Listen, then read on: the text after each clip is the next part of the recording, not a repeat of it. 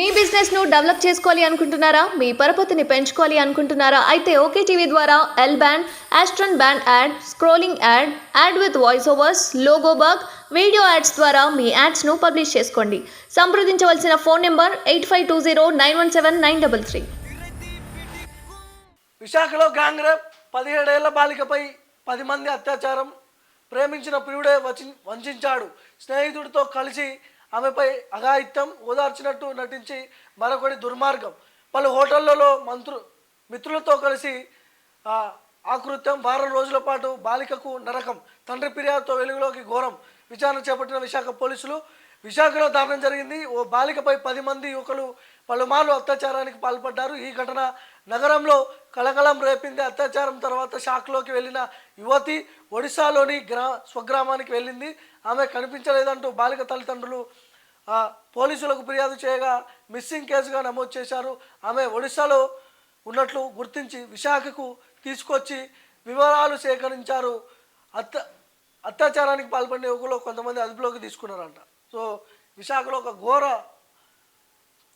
ఇలాంటి సంఘటనలు ఇంకా జరుగుతూ ఉన్నాయంటే రాష్ట్రంలో మనం ఇంకా సిగ్గుచేటు. ఎందుకంటే రాష్ట్ర ప్రభుత్వ వైఫల్యమే అని చెప్పుకోవచ్చు ఇది. ఎందుకంటే గతంలో కేసీఆర్ కూడా చెప్పిన ఆడవాళ్ళ వంక చూస్తే కళ్ళు గుంట్లు పీకేస్తాము, కళ్ళల్లో ఇంకేదో గుచ్చుతాం, అది చేస్తాం ఇది చేస్తామని చెప్పారు. కానీ అలాంటి సిచ్యువేషన్ లేదు. అంటే గత కేసీఆర్ హయాంలో ఖచ్చితంగా ఇప్పుడున్న కాంగ్రెస్ ప్రభుత్వం అయినా ఆ దిశగా పనిచేయాల్సిన అవసరం ఉంది. ఆడపిల్లల వంక చూస్తే ఖచ్చితంగా కనుగుడ్లు కాదు బహిరంగ ఉరి తీయాలి అనే లా కూడా తీసుకురండి. ఆ రూల్స్ కూడా తీసుకురావాల్సిన అవసరం ఉంది. సో ఆ దిశగా పనిచేయాల్సిన అవసరం ఉంది. ముఖ్యంగా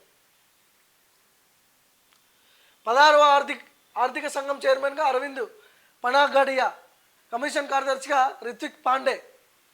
కేంద్ర ప్రభుత్వం ఉత్తర్వులు. రాజేంద్ర నగర్ ఠాణా దేశంలోనే నెంబర్ 1 మహిళా భద్రతకు పెద్దపీట. కేసుల పరిష్కారంలో బెస్ట్ మిస్సింగ్ కేసులుతో ట్రేసింగ్ టాప్. కుటుంబ కౌన్సిలింగ్లోనూ బెస్ట్. కేంద్ర హోంశాఖ ప్రకటన. సోషల్ మీడియాలో శ్రీరామ భజనతో సృజనాత్మకతను పంచుకోండి. మన్ కీ బాత్లో ప్రధాని మోదీ. షర్మిలమ్మ వచ్చింది.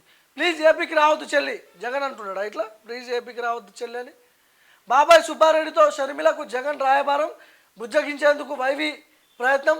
కుదరదన్న షర్మిల. మాకు అన్యాయం జరిగితే రాయబారం నడపలేం. మేము రోడ్డున పడితే పట్టించుకోలేదు, క్షోభపడ్డం. ఇప్పుడు జగన్కు ఇబ్బంది అవుతుందని వచ్చారా?